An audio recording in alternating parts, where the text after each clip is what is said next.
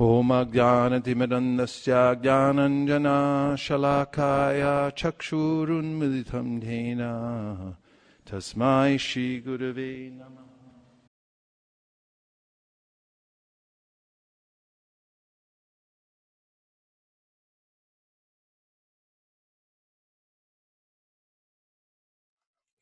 Today I'm going to be reading a few verses from both the Bhagavatam and the Bhagavad Gita. And I'm starting off on the 7th canto of the Srimad-Bhagavatam. And this is the 15th chapter, Instructions for Civilized Human Beings. And the text I'll be starting with is number 15. That's 7:15:15 for those who are keeping score at home. Om Namo Bhagavate Vasudevaya. Om Namo Bhagavate Vasudevaya. Om Namo Bhagavate Vasudevaya. 7:15:15. Dharmartan apineheta yatrartam vastanodhanam anihani hamanasya mahaher eva vridita. The word for word is dharma artam, in religion or economic development. Api, indeed. Na, not. Iheta, should try to obtain. Yatra artam, just to maintain the body and soul together. Va, either. Adana, one who has no wealth. Dhanam, money. Aniha, the desirelessness. Ani hamanasya, of a person who does not endeavor even to earn his livelihood. Maha ahe, the great serpent known as the python. The audio doesn't go. It goes. To the TV. Iva, like. Vritida, which obtains its livelihood without endeavor. Translation, even if a man is poor, he should not endeavor to improve his economic condition just to maintain his body and soul together or to become a famous religionist. Just as a great python, although lying in one place, not endeavoring for its livelihood, gets the food it needs to maintain body and soul, one who is desireless also obtains his livelihood without endeavor. We need to move it down to the translation, please. We'll say it again, everyone together. Even if a man is poor, he should not endeavor to improve his economic condition just to maintain his body and soul together or to become a famous religionist. Just as a great python, although lying in one place, not endeavoring for its livelihood, gets the food it needs to maintain body and soul. One who is desireless also obtains his livelihood without endeavor. Srila Prabhupada's purport. Human life is simply meant for developing Krishna consciousness. One need not even try to earn a livelihood to maintain body and soul together. This is illustrated here by the examples of the great python, which lies in one place, never going here and there to earn a livelihood to maintain itself, and yet is maintained by the grace of the Lord. As advised by Narada Muni, 1.5.18, Tasyaiva heto prayateta kovida. One should simply endeavor to increase his Krishna consciousness. One should not desire to do anything else, even to earn his livelihood. There are many, many examples of this attitude. Madhavendra Puri, for instance, would never go to ask anyone for food. Shukadev Goswami has also said, Kasmat bhajanti kavayodhana durmadandan. Why should one approach a person who is blind with wealth? Rather, one should depend on Krishna, and he will give everything. All the members of our Krishna consciousness movement, whether they be grihastas or sannyasis, should try to spread the Krishna consciousness movement with determination, and Krishna will supply all necessities. The process of ajagara-vritti, the means of livelihood of a python, is very much appreciated in this regard. Even though one may be very poor, he should simply try to advance in Krishna consciousness and not endeavor to earn his livelihood. And Srila Prabhupada is quoted from the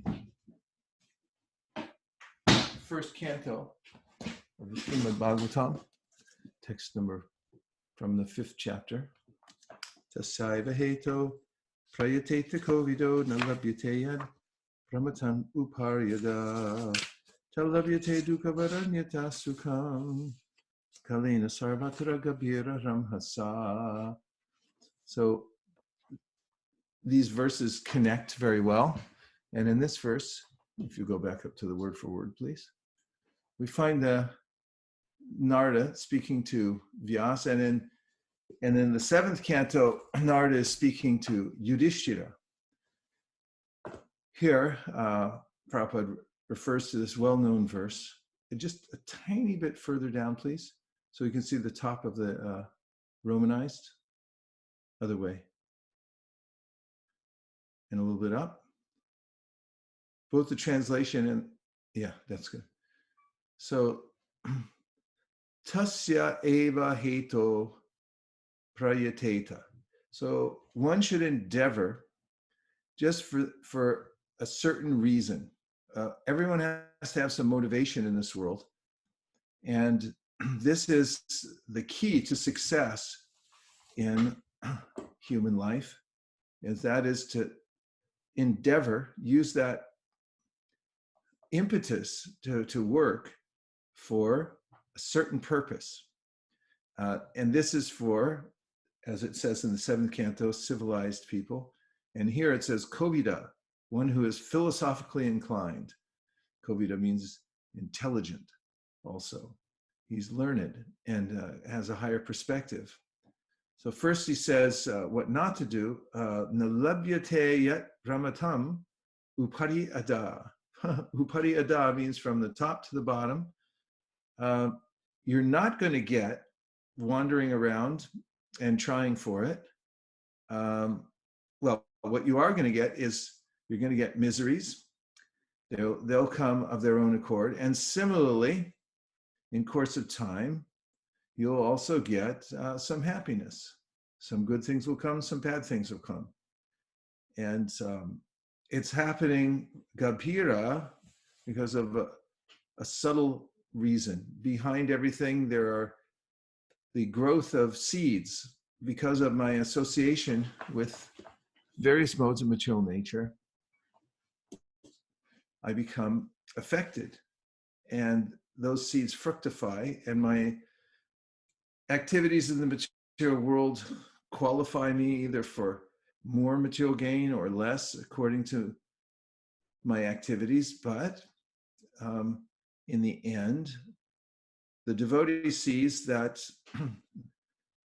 some things come and some things go, and it doesn't really affect my ultimate happiness in life because that's already fixed up.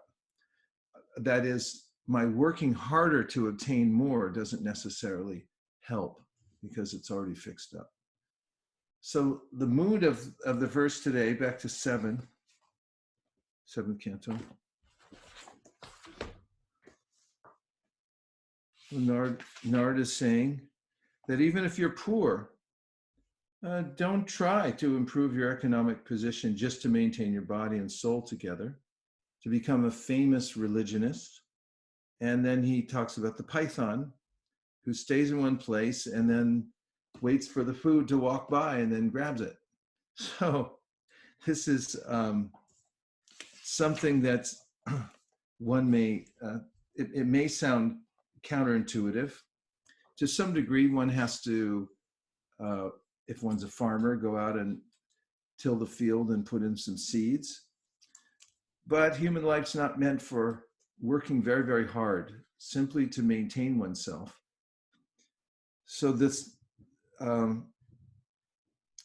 statement Prabhupada makes here in the purport is that all members of our Krishna conscious movement, whether they be grihastas or sannyasis, should try to spread the Krishna consciousness movement with determination, and Krishna will supply all necessities. And he finishes by saying that the snake, the python doesn't try so hard, and he gets his food also. So this is the mood of this chapter, instructions for civilized human beings. Civilized means that one understands that there's a higher purpose to life and endeavors for that. So as I promised, I'm going to read from the Bhagavad Gita also. This verse, which is the second chapter, 50th verse, relates very well to this concept. Because in this verse, Krishna talks about yoga, karmasu, kaushalam, and that is what he calls the art of all work. How to work artfully. Buddhi yukto jahatiha ube sukrita duskrite tasmad yogaya yujasva yoga karmasu kaushalam. Buddhi yukta, one who is engaged in devotional service. Jahati, can get rid of, iha, in this life, ube, both, sukrita duskrite, good and bad results.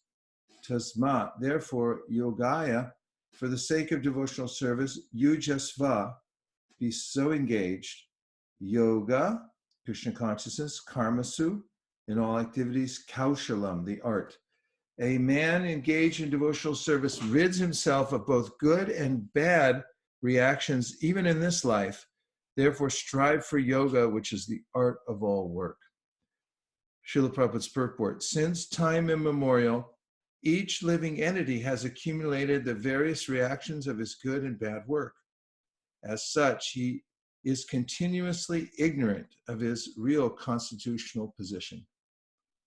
One's ignorance can be removed by the instruction of the Bhagavad Gita, which teaches one to surrender unto Lord Sri Krishna in all respects and become liberated from the chained victimization of action and reaction, birth after birth. Arjuna is therefore advised to act in Krishna consciousness, the purifying process of resultant action.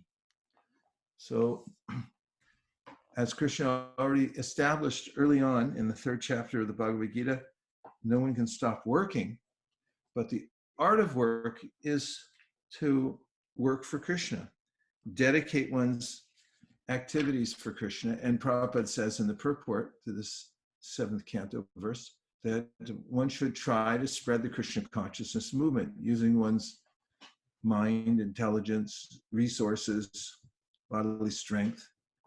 And then Krishna will supply all necessities for such a person. You can see how when Prabhupada first came to America, he didn't have any real secure idea of where he would stay or how he would get money. And he used to point out regularly that after sitting and chanting Hare Krishna and presenting Krishna consciousness, people came and then resources came. And there was an abundance of facility all over the world. And it varied, of course, but it was a miraculous, there was a miraculous appearance of all kinds of manpower and resources, money, food being supplied to all the devotees around the world who were, at that time especially, simply spreading Krishna consciousness. There was no other outside work really going on. Of course, in the very beginning, Prabhupada did have people doing driving cabs and things like that, told them to hold on to their work, but they were donating most of their money to spread the Krishna consciousness movement. So now we'll just take a few reflections on these concepts before I move on to the next couple of verses in the Bhagavatam.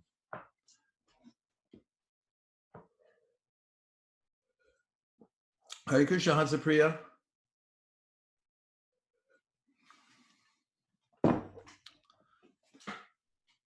I think everyone's muted. Even you're muted, Shraddha. Okay. Go right ahead.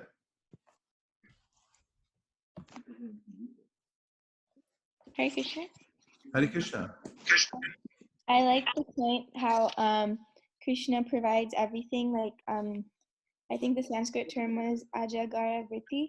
So I think that's nice to know that Krishna is always supplying like necessities. So we should strive for something more than just the basic. Yes, that's the term, ajagara vritti. In this 7th canto, I think that's nice to know that Krishna is always supplying. Ashada, do you know why we're getting an echo? Yes, that's the term, ajagara vritti. I can't hear you.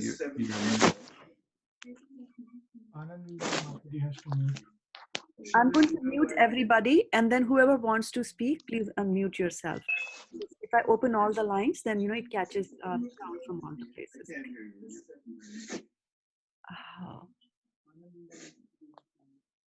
Krishna.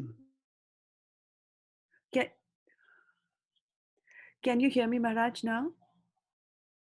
Yes, we can hear, Mataji. You can hear me? Okay, can you hear? You might not be able to hear Guru Maharaj. Hold Now on. I can hear you and you can hear me. Yes, we can hear each other. And Avantika? Hare Krishna, Prabhuji, please accept my humble obeisances. Hare Krishna. Go right ahead.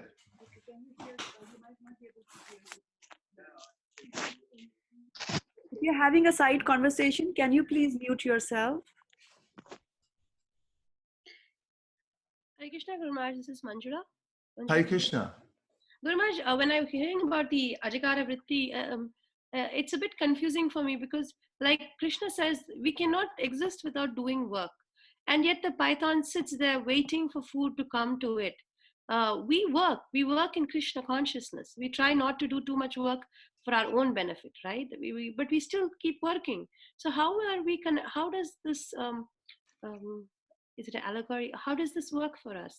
When you say just sit there and it will come to you. I don't know, but right now nobody's working, so I just thought I'd read this verse to make you feel better. Because if you don't have any choice right now, and a lot of people around the world don't, they're especially people who do, labor where it requires physical contact. There's really no alternative except to just sit there and wonder what's going to happen next. But to one degree or another, we're kind of physically restrained, aren't we, Manjula Kanta, right now? So now I thought we could think about the python. Now, yes, Krishna says you have to do a little work, and I mentioned that if you have a field and you're going to plant something.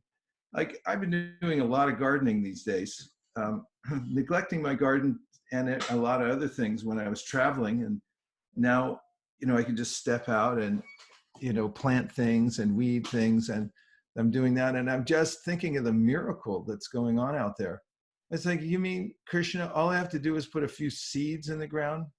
Janu Muni sent me about 100 different kinds of vegetable seeds, and now all I have to do is just put them in the ground. And this morning there was a little rain coming down, and I was thinking, thank you, what a gift! I don't even have to water anything.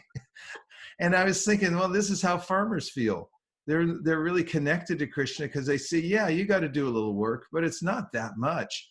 I mean, I didn't engineer the fig tree. The leaves are coming out on it now. And each one of those leaves is a little factory that pulls in light from the sun. And then it goes through photosynthesis and it manufactures energy. And then it produces a fruit.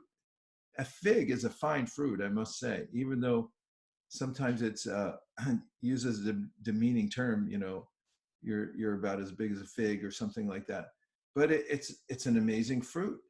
And, when we see how gardening works, how farming works, cow gives milk, there's fruits, there's vegetables, there's seeds, there's nuts. And even if you don't want to take trouble to grow them, like people, and mind you, we're in this chapter about, the renounced order of life, yes. But here's the thing. So we have to do a little bit of work, but the support system is already there. The support system is already there. The food comes out. You have to go out and pick it for sure. But we can see how Krishna is supplying to living entities and so forth. And so, yeah, the work is there, but the art of work is to always remember that Krishna is behind it, and not to become overly concerned with stockpiling wealth, because then we lose. I mean, one has to be practical, in today's world, and you have to have some kind of plan, but don't become overly concerned. Dedicate your activities, depend on Krishna and so forth. Yes, Maharaj. Okay. Vaisesika Prabhu, Hare Krishna. Hare Krishna, Thank Hansapriya. you. So how you were describing how Prabhupada came and, he had nothing and how everything flourished, how Krishna supplied everything. And it kind of reminded me also the ISV's journey, right? But we started off and now we have so many devotees going out on books, so many devotees are doing the Western outreach program, so many kids activities happening. So I was just thinking, how is Krishna is supplying, and the faith that Prabhupada's mercy is still flowing, and safe faith, it can be continued and shared, and the potency is so much, the seed is as powerful as when Prabhupada came in and with the faith in his Guru Maharaj. So thank you. It's a nice point. It's very practical, and the journey at ISV has been very much like that. We really just put our faith in the holy name and Shishi Radha Madan Mohan and going on following, and just miraculous things have happened and things have developed over time by that. So that's the real security in life, is that art of work, depending on Krishna as we go forward. Thank you. Hare Yeah, Krishna Maharaj. Okay, Hare Krishna. Go right ahead. Mayapur Bihari wins the tie. Okay, Mayapur Bihari was trying to get in, and then Risheshwari Leela, and then Shraddha Devi Dasi. Danvats Maharaj. So Maharaj, you the last part of Manjula Kanta Mataji's question, the answer you gave, can you elaborate a little, which is how do we take this verse in the practicality, because of time, place and circumstances? At least my mind always tricks me to interpret it the way I want it. But can you elaborate? You did mention it in the last part of answer that you gave to Manjula Kanta Mataji. Well, the practicality behind it. Well, when you're a Grihastha, and we read that chapter earlier in the week or last week, there's a way in which you should be productive and you should produce things. So Grihasthas work, and they work hard, and they take, so according to the Bhagavatam, they take the gifts that come from the sky in the form of rain. They take gifts that come out of the earth. Those are just flat out gifts that come out of the earth and out of the sky. And they take gifts that come of their own accord, says the Bhagavatam. And they put those gifts together so that they can serve others. They can use that wealth to nurture others. So the practical application is, as Prabhupada points out elsewhere, the atmosphere in Kali Yuga is a little topsy-turvy.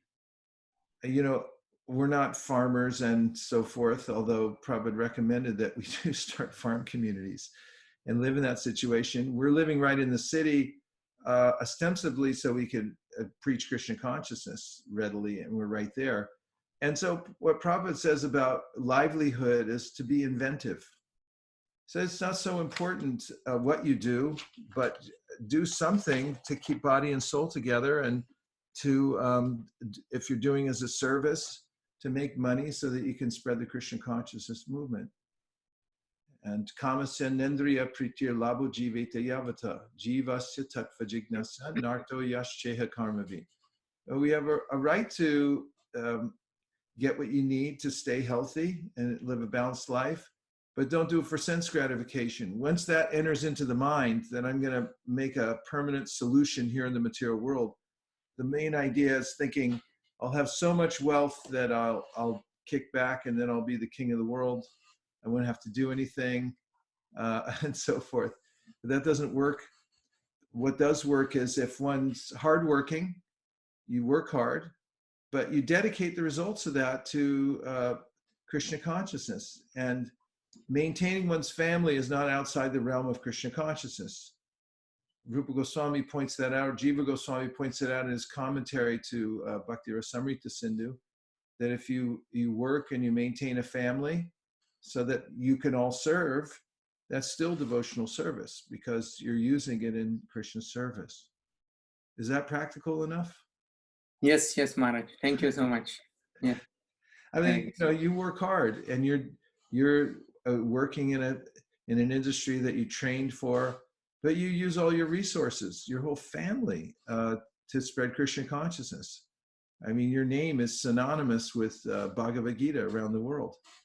I just saw, Bhadri Narayan Maharaj passed around your report from the Motel Gita, and people were thinking, how is this happening? And it wouldn't be happening if you had made the choice, I'm going to stay here in the middle of Silicon Valley. I'm going to keep working, riding on that stupid BART train. You have to wear earplugs just to be on the train. I don't know if you have to do that anymore, but you used to. And you earn money so you can maintain a house and go on doing your service.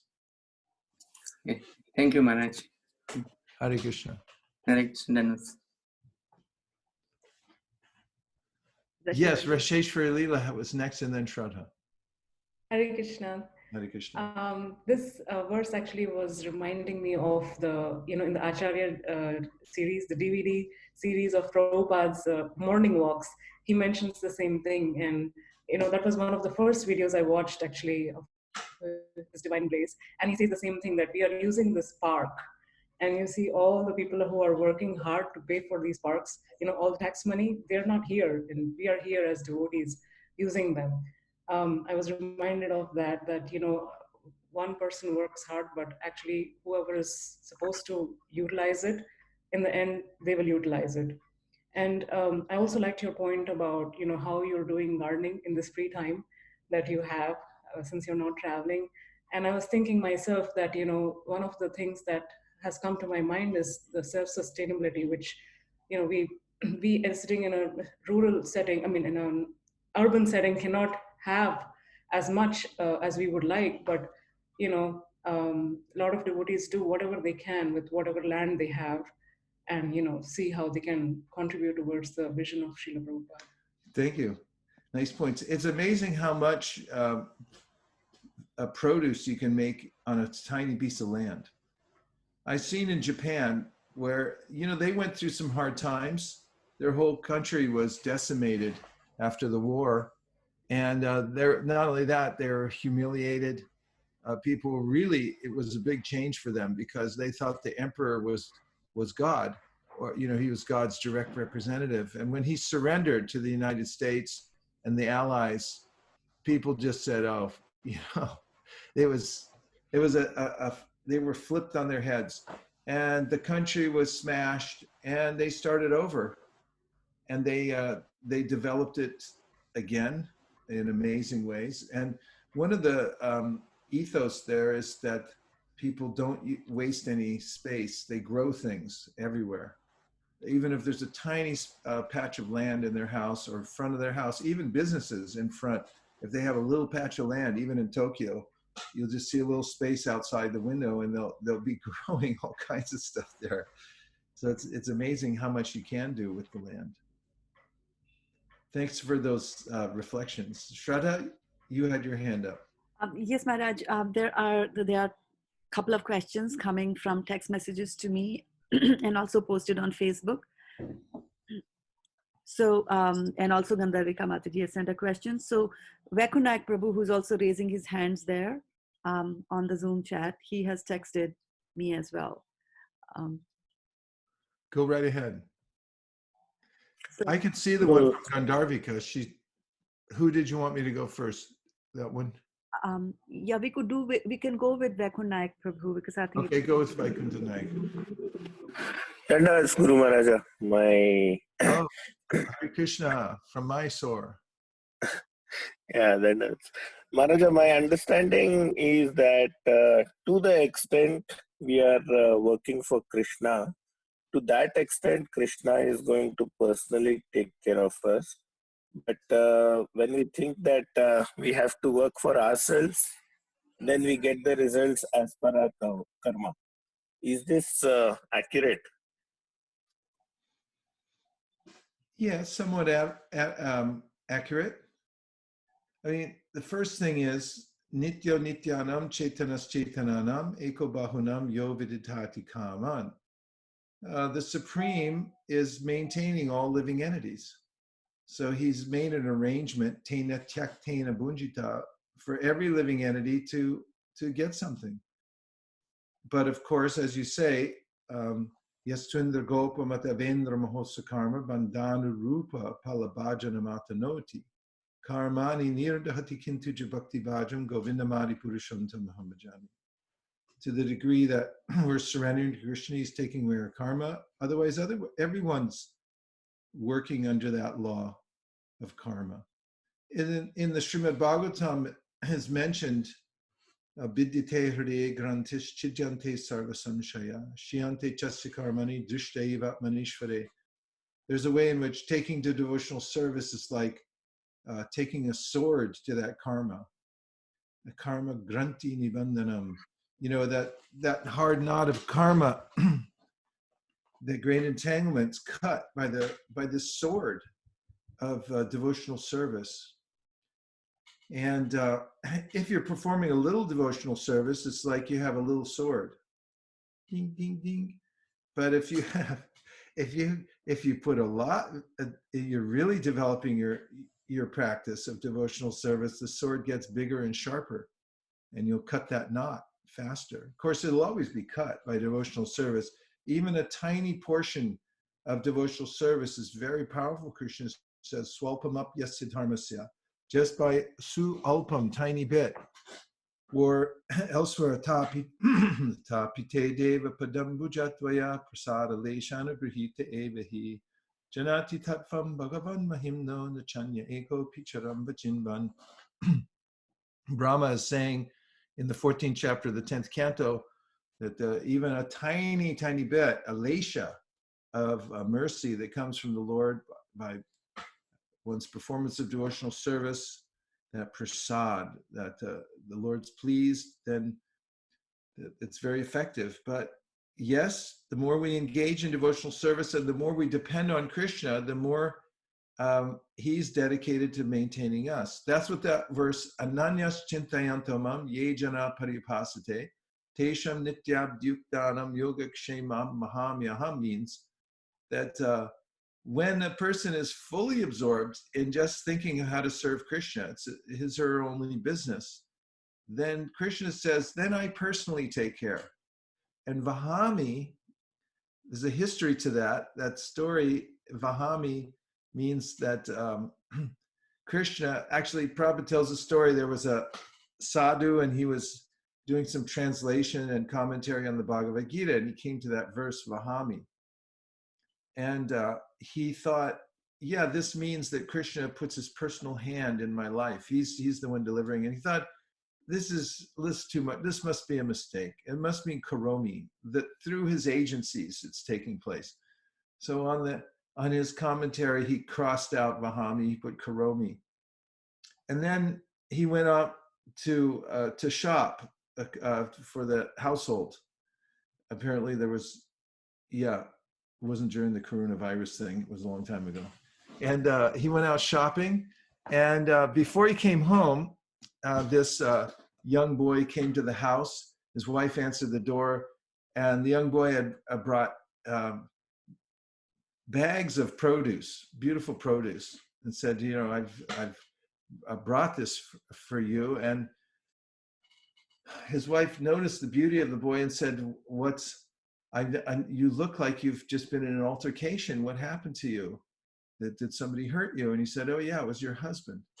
You know, he scratched me. And his wife was dismayed at the whole situation, of course. When her husband came home, she said, you know, this boy brought this produce, and then he said that you scratched him. Why did you do that? What have you been doing? And the man said, I didn't do anything like that. And he brought home his own groceries. And he then realized when he went back to the commentary that scratch out had directly been a scratch on Krishna. So Prabhupada tells that story that when Krishna says Vahami, he means Vahami, he means personally, I take care of my devotee, I carry what he lacks and preserves what he or she has. So that can be taken very literally. And elsewhere in the Bhagavatam, we were reading how Prabhupada said when a devotee becomes so absorbed in the devotional service that he or she is doing and doesn't have time to do anything else, then Krishna personally makes up for that. So there is a point at which the devotee really doesn't have much time to take care of himself. Prabhupada mentioned Madhavendra Puri. He just had a policy that he didn't ask for anything. He just went on serving Krishna and everything was supplied. Thank you very much.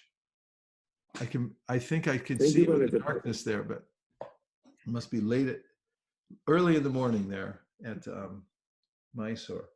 There are a few more from the internet, Maharaj. Okay. So this is Ashray Madhav Prabhu, and he's Shri Madhav.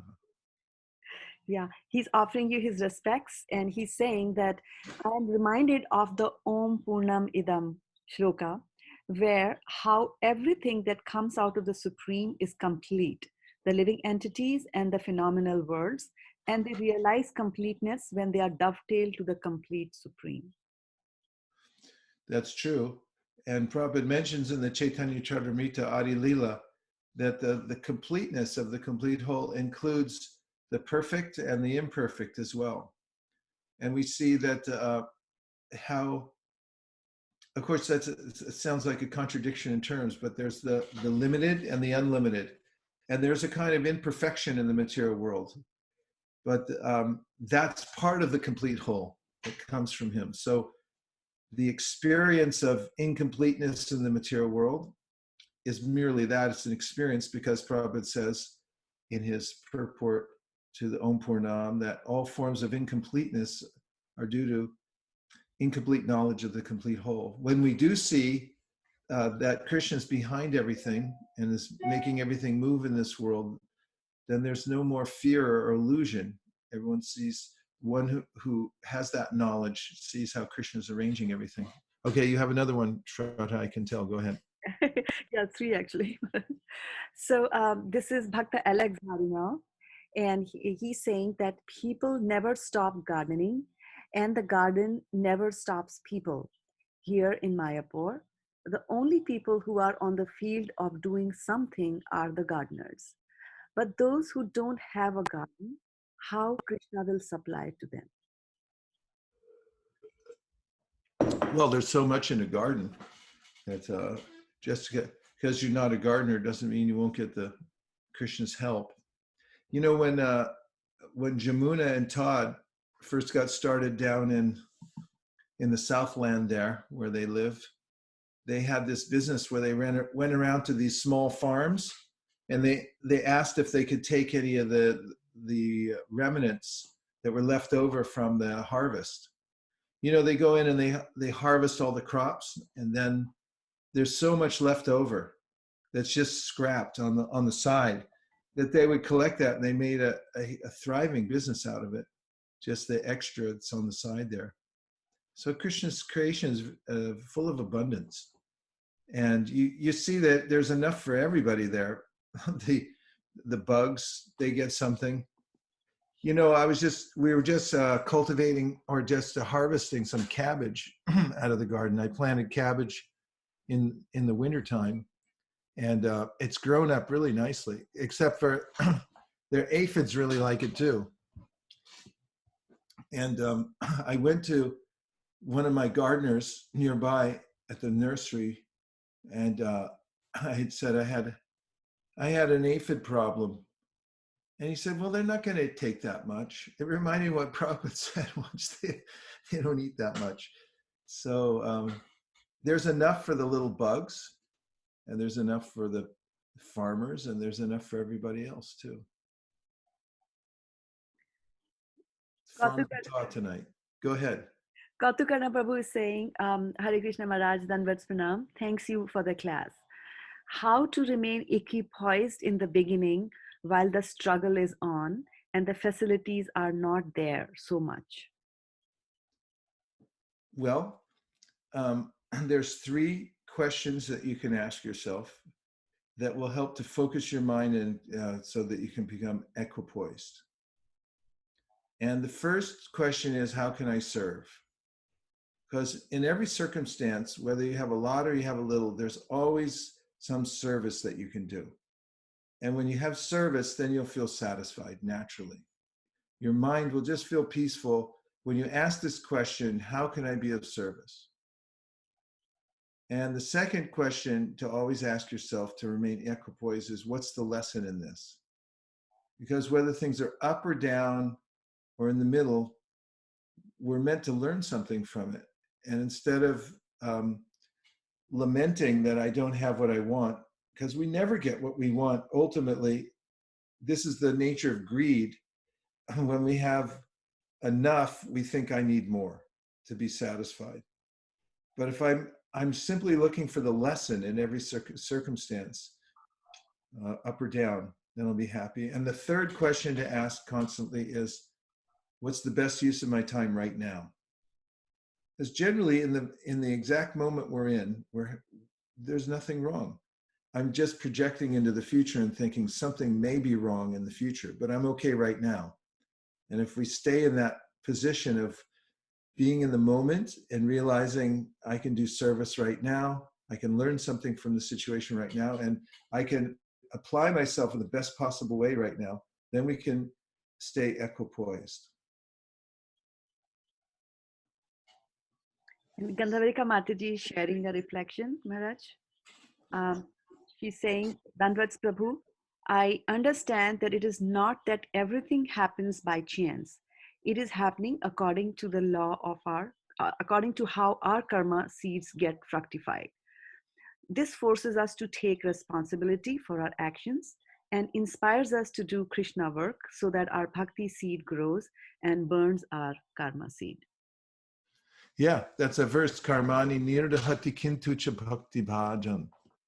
We should know, says Brahma in the Brahma Samhita, that from the tiniest little entity in the material world up to Indra, the king of heaven, everybody's getting the result of their karma, except Karmani nirdahati kintucha bhakti bhajan. That's why you have to get your bhajan on. When you're worshiping Krishna, your karma is being destroyed.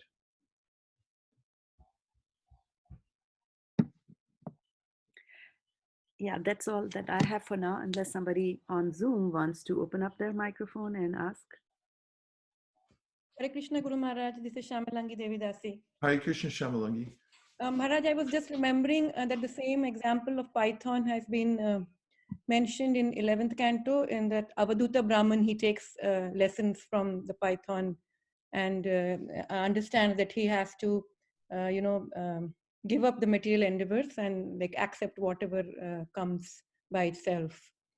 Yeah, isn't it enticing? Isn't it something you want to try?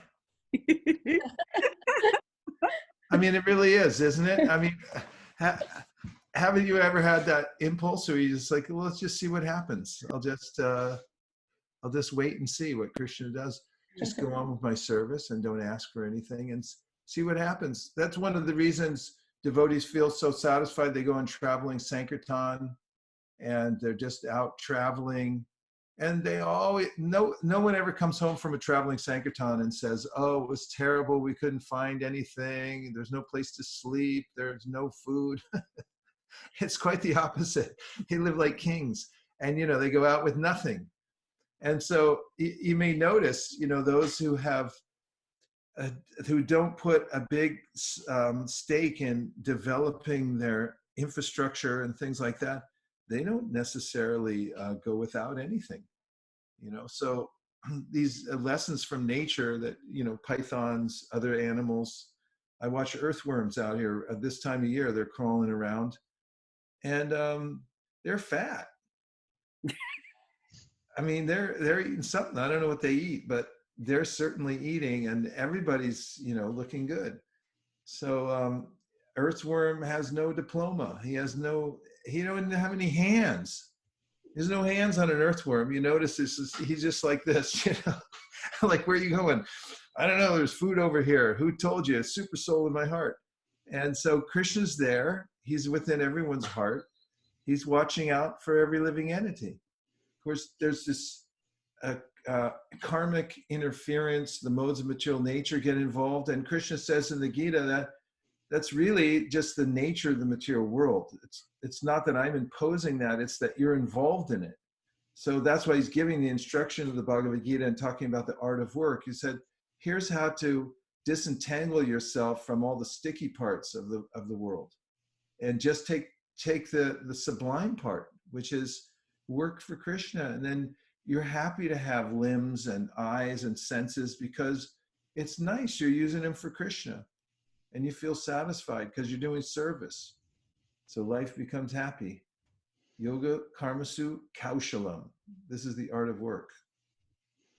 Hare Krishna Maharaj. Hare Krishna. Hare Krishna Maharaj. Dandavat Pranam. This is Radha Kripadas. Hare Krishna from the cow pasture in Vrindavan.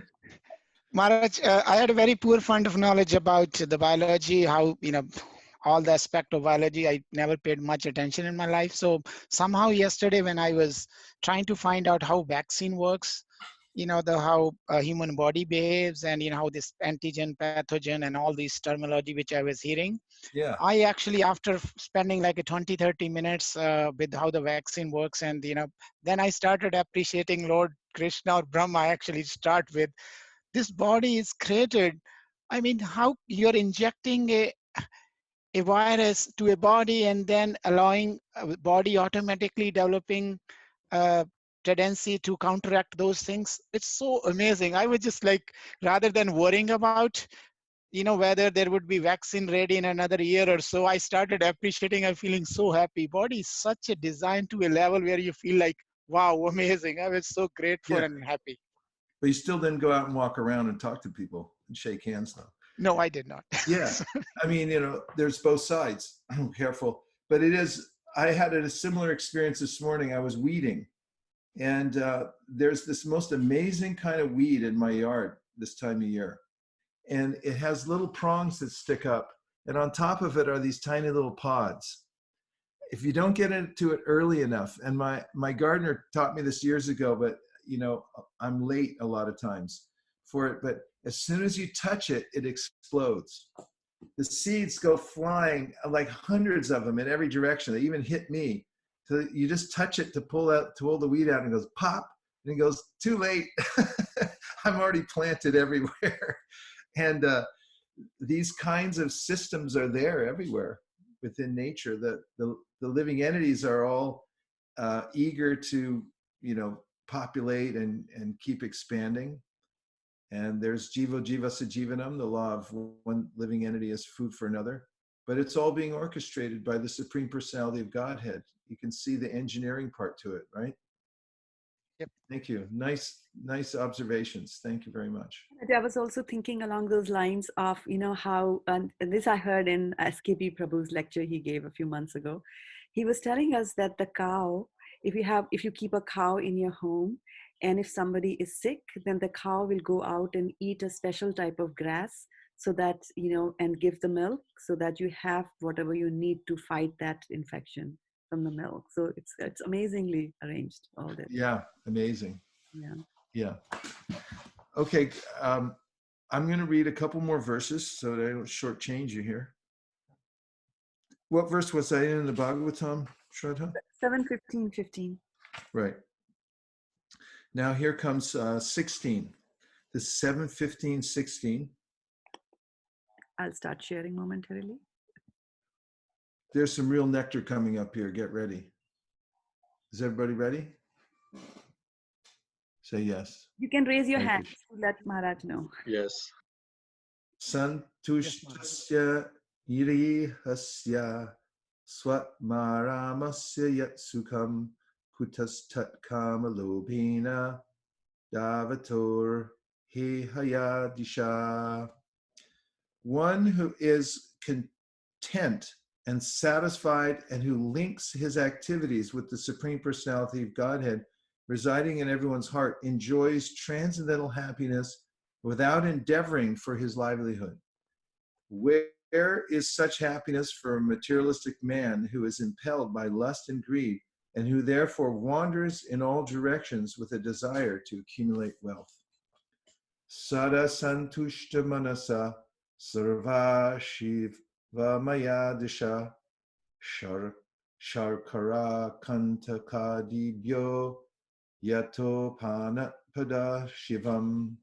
For a person who has suitable shoes on his feet, there is no danger even when he walks on pebbles and thorns. For him, everything is auspicious.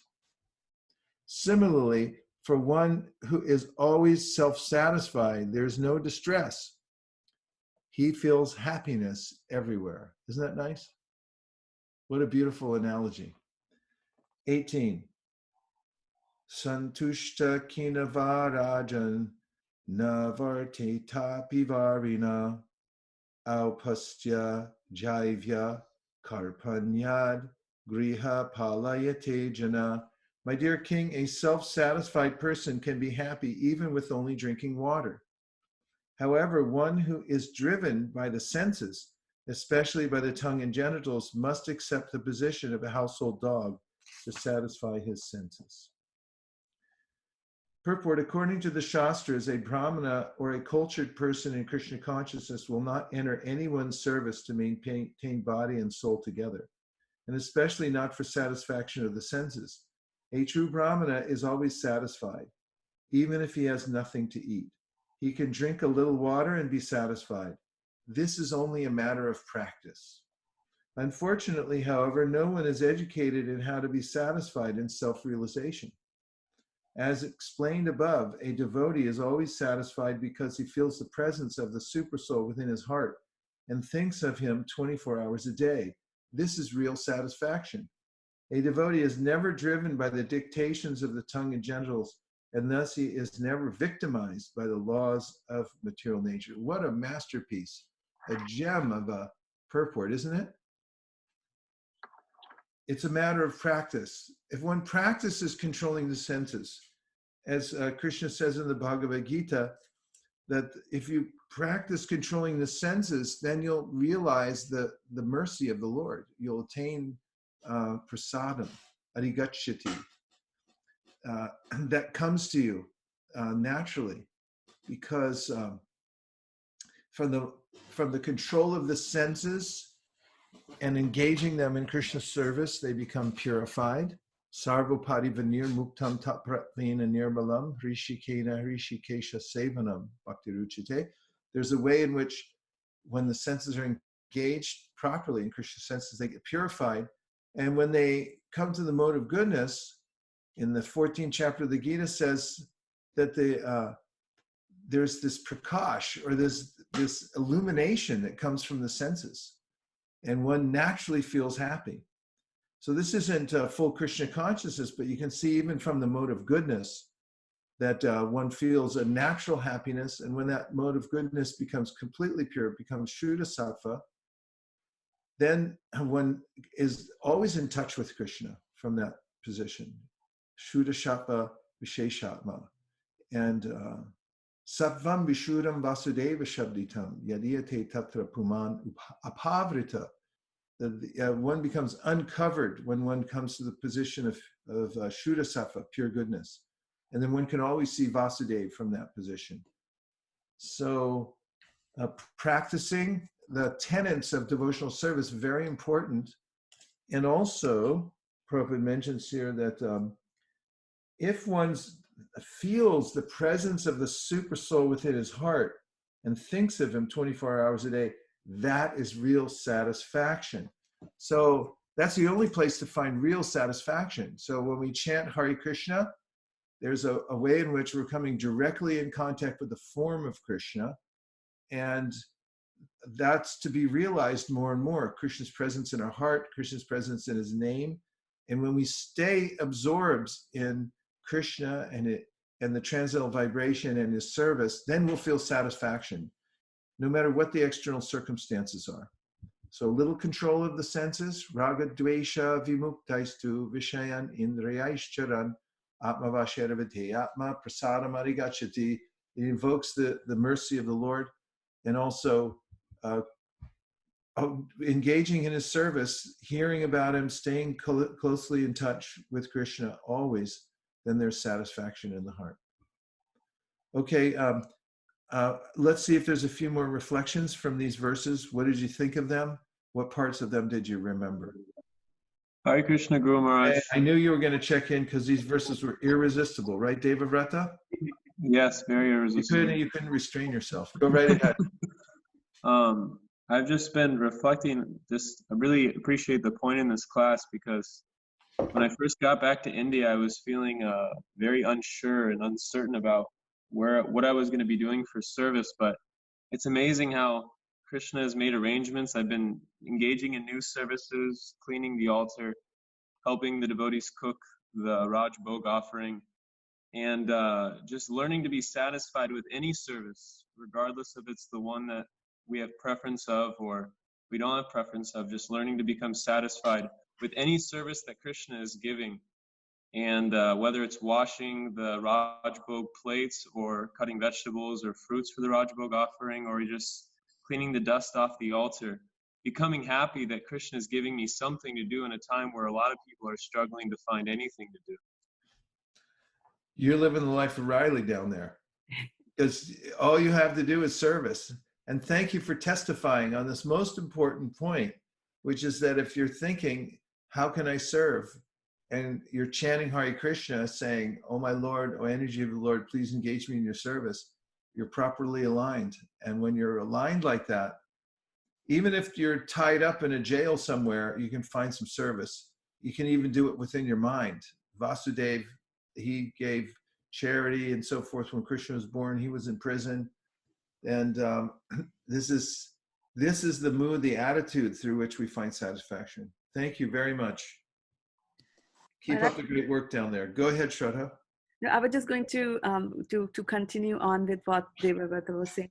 That there's a verse in the Divinity and Divine Services chapter, the 1.2.6, which says Savai Pumsan Paro Dharmo Yatho Bhakti Radhokshade Ahituki Apratitat Sa Atma Suprasidati. Then I was just thinking that's what Devavrata is doing. He's washing the dishes there. He's happy. And you had mentioned that if you wash the dishes, then your heart gets cleaned. And then, of course, that's the step towards devotional service and to happiness from there on. But yeah, washing pots is the best. Because no one can get at you if you wash pots. You're like totally absorbed. And it's kind of like a menial service. Not kind of like, it's definitely a menial service. Washing the pots, things like that, taking out the garbage. And if you get into that kind of service, then you're fully protected and you can become really absorbed in this mood of service. Menial service is really good. And along the lines of what you were telling us in that 7:15:15 that Krishna is going to provide, there's a comment in Facebook. Okay. And I think what Travis Hubbard is saying is a sentiment that's shared by all of us here. He says, Hare Krishna, please accept my humble obeisances.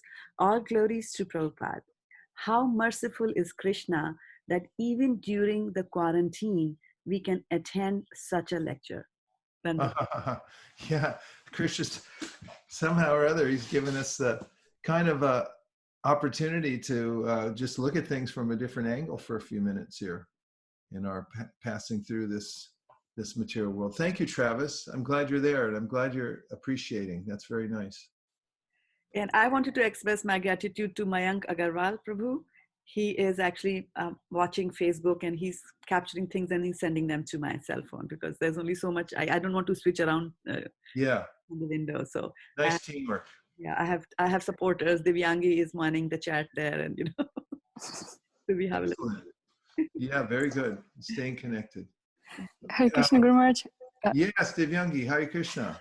Hare Krishna, Dandavat Pranam, all glories to Srila Prabhupada. Yeah. So I was just thinking about this mode of service, and when well, in the first canto, right? I don't remember who was exactly. Vyasadeva, I believe, when he was meditating, right? And then he saw the Supreme Personality of Godhead face to face, and then he disappeared. And then he did the same thing, but he didn't see him again. And sometimes we kind of like that with the service. We're doing different kind of services, and then, well, you do some particular service, and then you feel so much ecstasy, and then you try to repeat the same thing, but this ecstasy doesn't come the way it came when you did it for the first time. But it's like it's very personal, and everything, every service you do, also like the Radha Prabhu said, it's just so different. Even if you do the same service in a different mood, it's just different. You have different relationship with Krishna all the time. So I just appreciate that point. Yeah, thank you for that point. It's an important point. It was Narada Muni. Thank you. Actually, in his past life, Narada was he was a famous kirtan singer, and he used to travel around in an airplane with a bunch of beautiful women, and then he'd show up at festivals, and he'd spread out his gear, and he just like everyone would look at him. And so he went to this big festival with Vaishnavas, and he started singing in a very pretentious way the glories of the demigods. And the devotees there really didn't appreciate his mood at all, because he was flaunting his beauty and just sort of, and plus he was glorifying the demigods, not Vishnu. So they cursed him that you become a Shudra with no attractive features in your next life. So that's how he became Narada. And he was born in a single family home, and then his mother died. But he got the association of Vaishnavas in his next life. And then when he went off on his own as a 5-year-old child, he applied what the Vaishnavas had taught him while they stayed at his house for Chaturmasya. And then when he sat down in a lonely forest, he began to chant the Lord's names and go into deep meditation. And then he actually had a personal darshan with the Supreme Personality of Godhead. But then that vision broke, and he mechanically tried to get it back. And the Lord spoke to him in an unembodied voice and said that you're not there yet. You're a kuyogi. You're still attached to the mode of goodness, and you can't do this mechanically. So you'll have to work throughout this lifetime to come to the perfect stage. So it's a nice point that you're making, Divyangi. It's not a mechanical process either, and the mood that we do service in will affect will determine its effectiveness. The attitude of service for service. And I think I'm supposed to stop now, because we need a little break before the reading, and also there's also the japa at 6 o'clock, which we should probably attend, right? Yes. So we're going to take a break right now until 10 minutes after 6, and then we'll take up the reading of the Ramayana. Is that all right? Yes. So I will stop the broadcast on the Facebook other channels there, and then I'll start it again so that the next session will be a separate So one. we're getting off here, and then we're going to join up with the Japa Circle International, and then after that's done, we're going to come back here, right? Yes. We're going to continue the reading of the Ramayana. Yes. Vanchakalpadurvishta kripasandhabevacha patitanam bhavanibhyo vaishnavebhyo namo namaha anantakoti vaishnavindiki jai gaur premanande haribo nitai gaura haribo haribo haribo gaura haribo nitai gaura haribo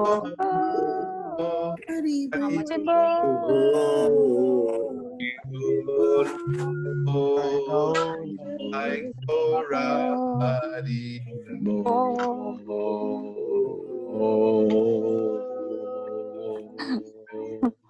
Hare Krishna. Hare Krishna. Keep chanting. Don't stop. Keep chanting. Haribo. Maharaj ki. Jai. Nachari Armarman, Nachari Armarman, Nachari Armarman, Nachari Armarman, hey, Nachari Armarman, Nachari Armarman, Nachari Armarman, Nachari Armarman.